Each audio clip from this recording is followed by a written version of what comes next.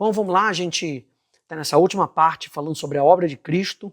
Nós vimos a obra de Cristo através da sua morte, através da cruz de Cristo, quanto que a morte é importante de Jesus e como a cruz foi um instrumento para que aquilo que Deus queria realizar na nossa vida fosse possível. E uma outra parte muito importante, que é o que a gente vai ver agora, é a ressurreição de Cristo. A ressurreição de Cristo é a cereja do bolo. De tudo aquilo que Deus precisou fazer através de Jesus, foi feito através da morte e da ressurreição de Jesus. E a gente entende que a ressurreição de Jesus é um evento literal, é um evento histórico. Foi um evento corporal. Não foi um conto da carochinha, não, foi algo que realmente aconteceu. Aliás, o apóstolo Paulo fala assim, que se Jesus não ressuscitou dentre os mortos, é vã a nossa fé.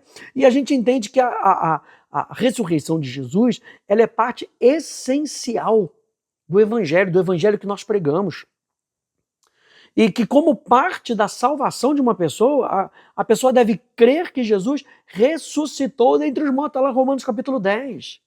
Então faz parte da nossa jornada não apenas crer que Jesus morreu pelos nossos pecados, mas que ele ressuscitou, e a gente vai ver isso, que ele ressuscitou dentre os mortos.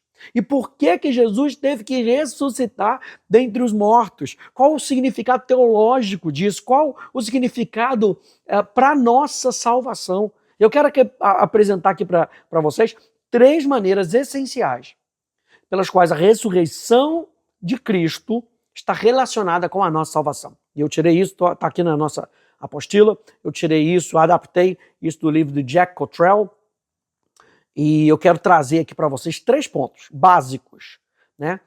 Principalmente quando eu estava olhando ali Romanos capítulo 10 e me lembrando, né, que aquele deve crer no seu coração e confessar, crer no seu coração que Jesus Cristo ressuscitou dentre os mortos e confessar com seus lábios que Jesus é Senhor. O que tem a ver a ressurreição de Jesus com o senhorio de Cristo? Essa é a primeira coisa.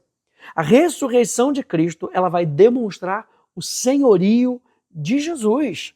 Né? Quando a gente olha para o ministério de Jesus, a gente vê que Jesus faz várias afirmações que parecem ultrajantes, afirmações que parecem assim, beiram ali a heresia, né, para os judeus daquela época. Como é que um mero carpinteiro de Nazaré pode falar isso? Porque ele afirma ser o Cristo, ele afirma ser o Filho de Deus, ele afirma ser enviado por Deus, ele afirma ser um com o Pai, ele afirma merecer a honra igual a dada ao Pai, ter autoridade para perdoar pecados, a ser rei, a ser senhor do templo, a ser senhor do sábado, a ser senhor dos anjos. Tudo isso Jesus declara.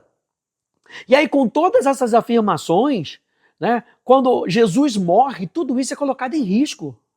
Mas Jesus não disse que ele era Senhor, Jesus não disse que ele era rei. Mas veja, gente, quando Deus ressuscita Jesus dentre os mortos, tudo isso que Jesus estava clamando se torna verdadeiro para aqueles homens. Tudo aquilo que Jesus clamava, é como se a ressurreição de Jesus estivesse sendo um validador de tudo aquilo que Jesus falou. Né?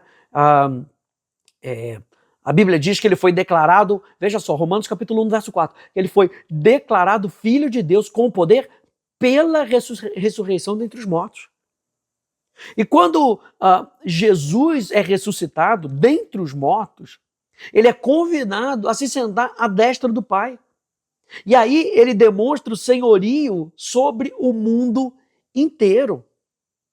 Também quando a gente olha para a ressurreição de Jesus e o seu senhorio, a gente entende que é nesse momento que Jesus inaugura o seu reino. Porque Jesus vem declarando, o reino de Deus está perto, o reino de Deus está próximo. E aí com várias coisas que ele vem confirmando sobre a ressurreição dos mortos, cura, né, restauração de vistas, lá em Lucas capítulo 4, citando Isaías capítulo 61, quando Jesus ressuscita, ele inaugura o seu reino.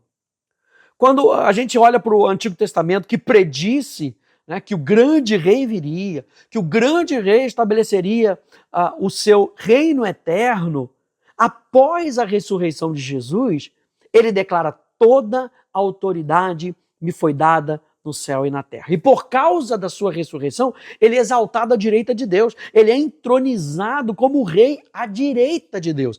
Então, na ressurreição de Jesus, isso demonstra de maneira eficiente, de maneira eficaz, que Jesus Cristo é o Senhor. Filipenses, capítulo 2, no verso 9, diz assim: por isso também Deus o exaltou sobremaneira e lhe deu o nome que está acima de todo nome, a referência ao senhorio de Cristo. Apocalipse 19:16 diz: no seu manto e na sua coxa está escrito um nome, Rei dos Reis e Senhor dos Senhores. Efésios capítulo 1, no verso 18 ao verso 23 diz assim: peço, o apóstolo Paulo falou, peço que ilumine os olhos do coração de vocês, para que saibam qual é a esperança da vocação de vocês, qual é a riqueza da glória da sua herança nos santos, e qual é a suprema grandeza do seu poder sobre nós, os que cremos, segundo a eficácia da força do seu poder.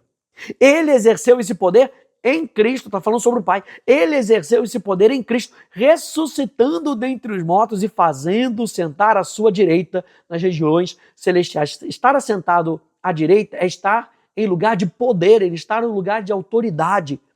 Aqui mais uma vez estava sendo confirmado, Jesus é Senhor acima de todo principado, acima de toda potestade, de poder, de domínio, de todo nome que se possa mencionar, não só no presente século, mas também no vindouro. E sujeitou todas as coisas debaixo dos pés de Cristo, e para ser o cabeça sobre todas as coisas o deu à igreja, o qual é o seu corpo, a plenitude daquele que a tudo enche em todas as coisas. Ou seja, quando nós cremos na ressurreição de Jesus, nós estamos crendo que Jesus Cristo é o Senhor da nossa vida. Esse é o ponto número 1. Ponto número 2 é que a ressurreição de Cristo, o que ela faz? Ela devasta os nossos inimigos. Quando a gente vê a queda de Satanás, a queda da humanidade, esses inimigos eles foram capacitados para lutar contra Deus e contra o seu plano para a criação. Você vê que Adão, ele dá autoridade para Satanás. Quando Satanás vai tentar Jesus, ele fala, tudo isso me foi dado. Quem deu isso? Adão deu isso para Satanás. Mas quando a gente entende da ressurreição de Cristo, a Bíblia fala que, aqui novamente, em Efésios capítulo 1, verso 20, ele exerceu esse poder em Cristo. O poder para ressuscitar a Cristo estava em Deus. E veja que na ressurreição de Cristo, Cristo tem o poder para destruir os inimigos. Veja, 1 João capítulo 3, no verso 8, diz, aquele que pratica o pecado procede do diabo, porque o diabo vive pecando desde o princípio. Para isso se manifestou o Filho de Deus, para destruir as obras do diabo. Você vê que Jesus vem ao longo do seu ministério apontando para isso. Ele vem destruindo o poder da enfermidade, ele vem destruindo o poder das cadeias, ele vem destruindo o poder da opressão do inimigo. E aí, quando ele ressuscita, ele tem todo o poder agora.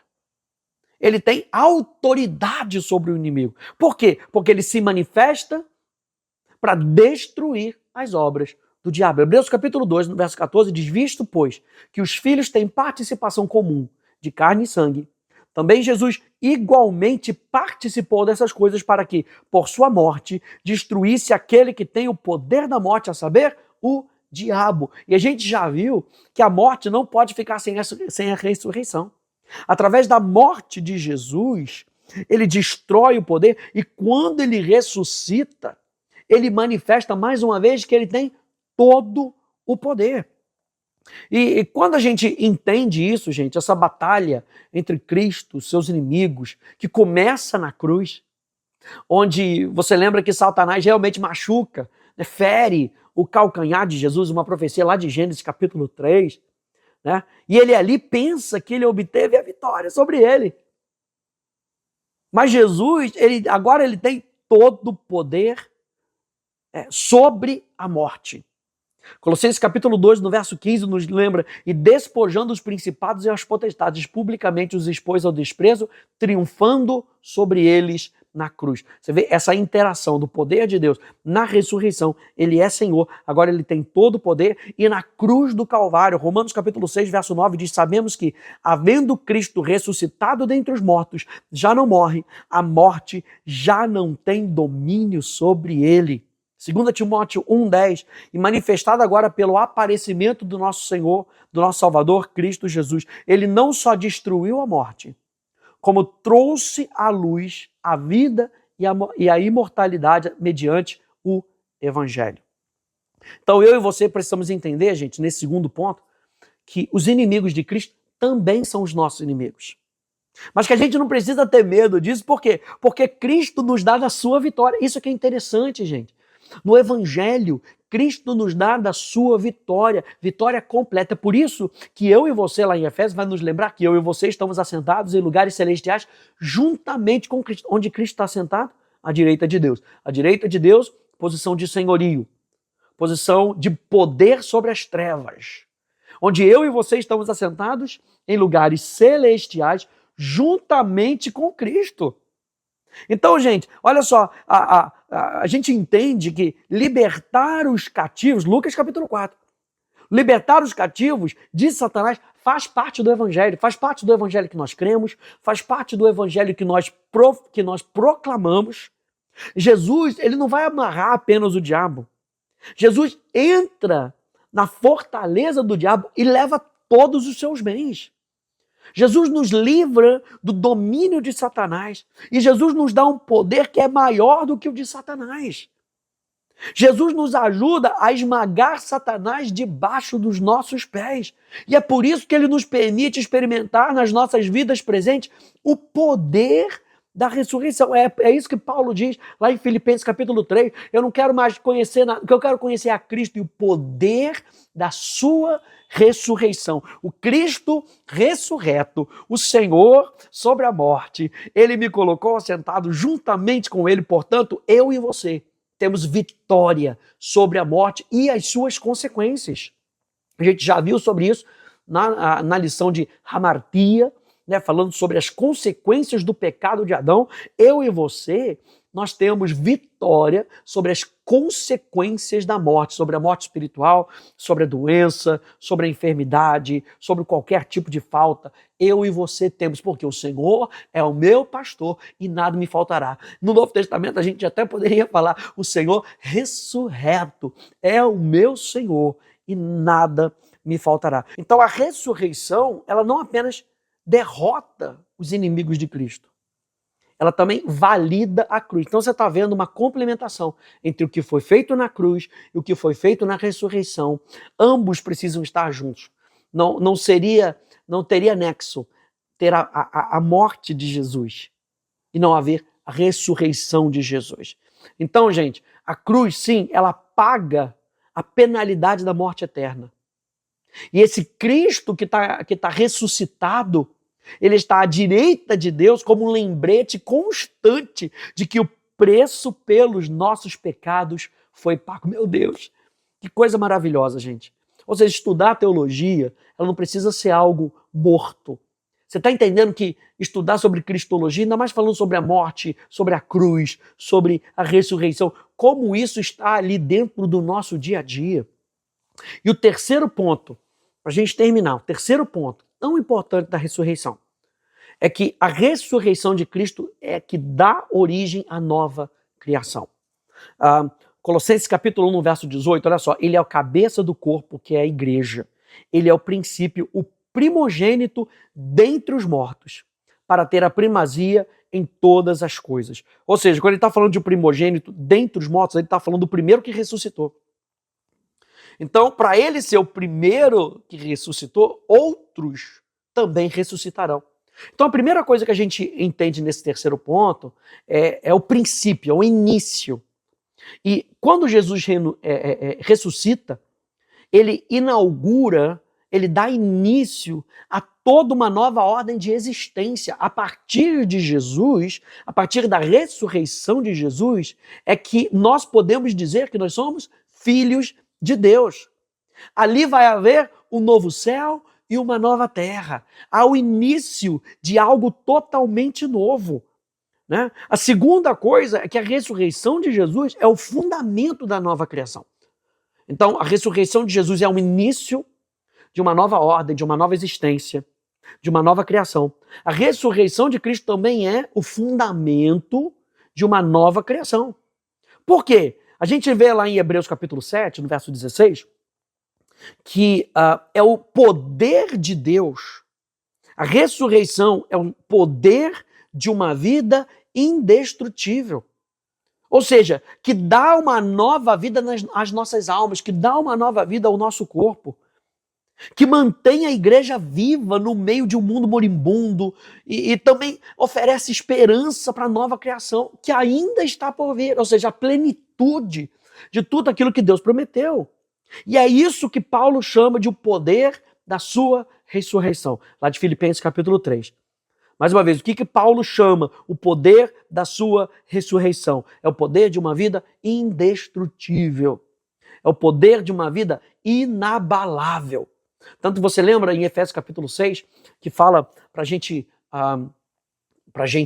se aproximar de Deus, que fala para a gente colocar a armadura, né? E depois de haver desvencido tudo, permanecer inabaláveis em Cristo. O fato de nós estarmos em Cristo, no Cristo ressurreto, Hebreus capítulo 7 vai dizer que isso é uma vida indestrutível.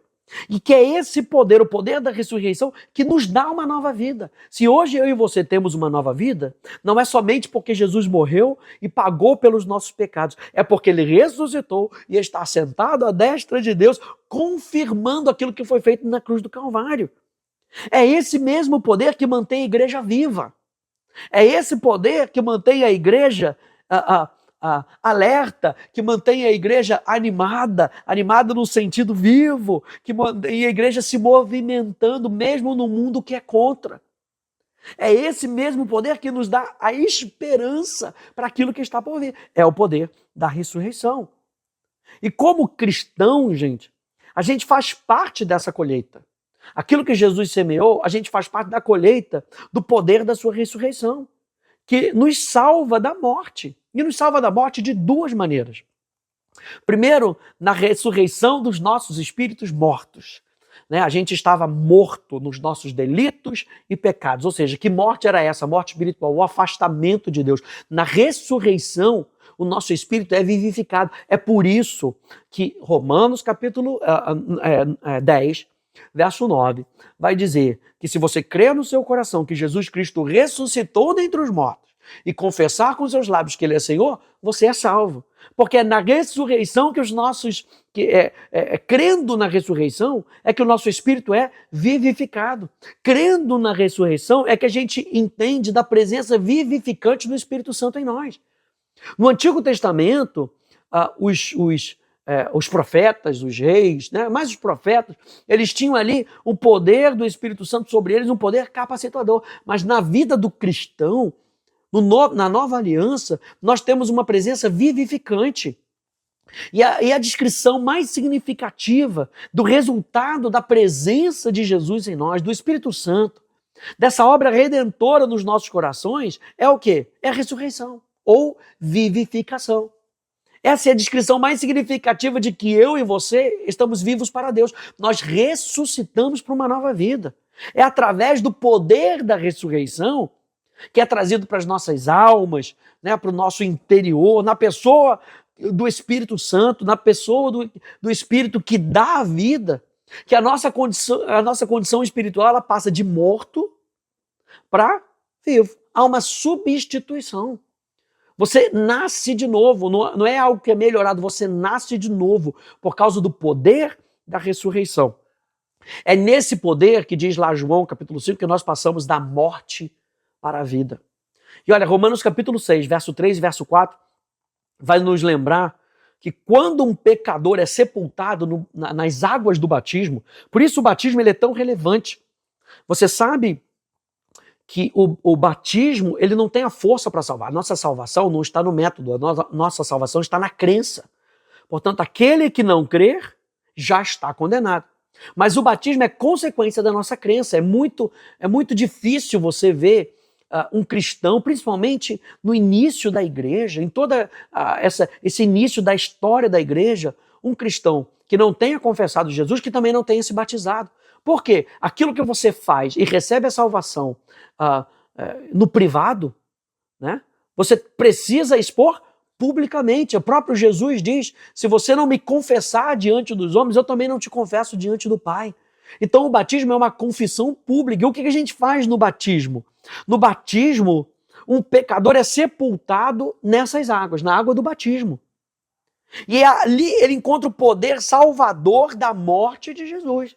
Mas quando ele ressurge das águas, ele tem dentro de si o poder da ressurreição de Jesus, capacitando ele para andar numa nova vida. Então o batismo, gente, ele é uma afirmação daquilo que eu recebi na morte de Jesus.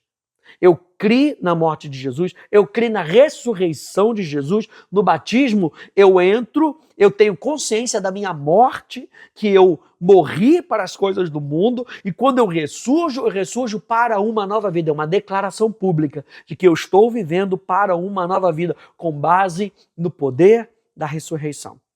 A segunda coisa que a gente entende nessa nova criação, nesse fundamento, é sobre a segunda vinda de Jesus. Porque a Bíblia diz lá em 1 Coríntios que no momento, no abrir e fechar dos olhos, ao som da última trombeta, os mortos ressuscitarão incorruptíveis e nós seremos o quê? Transformados. E esse evento ele é chamado de a redenção do nosso corpo. E é isso que Paulo está dizendo, nós esperamos isso ansiosamente, a estar tudo completo. Se hoje eu e você estamos experimentando a ressurreição, que está em parte dela, ainda há uma parte a se experimentar na segunda vinda de Jesus, onde os nossos corpos serão glorificados. Aleluia! Então, a gente viu o início, a ressurreição é o início dessa nova criação. A ressurreição é o fundamento pelo qual nós vivemos como nova criatura. Você entender sobre a ressurreição de Cristo te faz você viver melhor no seu entendimento o que Jesus Cristo fez por você e o que ele está fazendo agora por você. Mas não só isso, a ressurreição de Jesus não é apenas só o início, não é apenas o fundamento, mas ela é a garantia de que essa nova criação ainda vai acontecer na sua plenitude. O Cristo que é o Cristo ressuscitado, ele é descrito então como as primícias. Se ele é as primícias, outros ainda virão. Ou seja, os primeiros frutos são uma promessa de novas colheitas. E como garantia dessa nova criação, a ressurreição de Jesus é a base da nossa fé nas promessas de salvação. Por que eu e você deveríamos acreditar nessas promessas de ressurreição espiritual, nas promessas de ressurreição corporal, ou seja, na segunda vinda de Jesus? Por que nós deveríamos acreditar que isso aconteceu conosco? Porque aconteceu com Jesus. Porque Deus o ressuscitou dentre os mortos. Se ele fez com Jesus, ele era as primícias dentre os mortos, então a gente também pode esperar que isso também vai acontecer conosco. E a fase final de tudo isso é a nova criação, né? De um novo céu e de uma nova terra. Então, gente, em resumo, a ressurreição de Jesus é a pedra angular da nossa fé.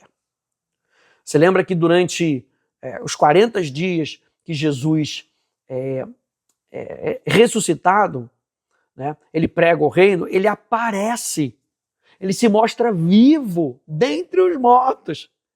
E a Bíblia diz lá em Atos capítulo 1, por muitas provas infalíveis, as pessoas reconhecerem, não foi apenas um ditado, não foi apenas um disse-me-disse, por provas infalíveis, e eu até diria incontestáveis. E ele apareceu, gente, em vários momentos, em vários lugares. Há muitas pessoas que contaram aos outros os que tinham visto.